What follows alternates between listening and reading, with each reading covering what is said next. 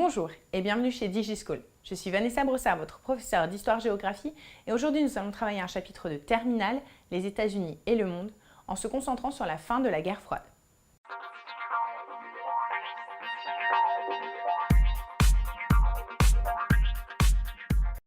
Après une période de contestation, les États-Unis retrouvent de sa superbe.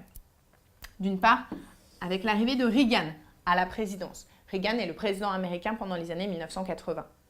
Il renforce la politique libérale et remet au goût du jour la libéralisation de l'économie. Par ailleurs, il met également en place une politique de fermeté qui a pour but la baisse du chômage.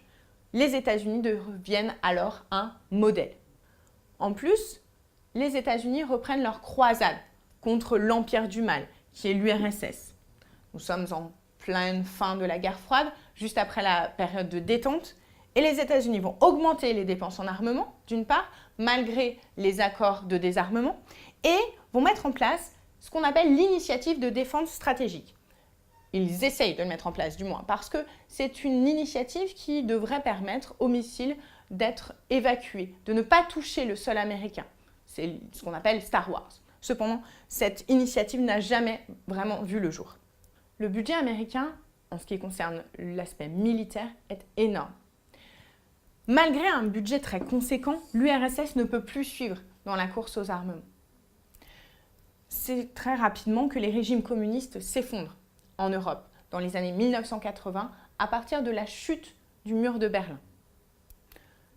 Ensuite, en 1991, le président de l'URSS, Gorbatchev, déclare la chute de l'URSS. La guerre froide est terminée. Les États-Unis sortent vainqueurs de ce conflit.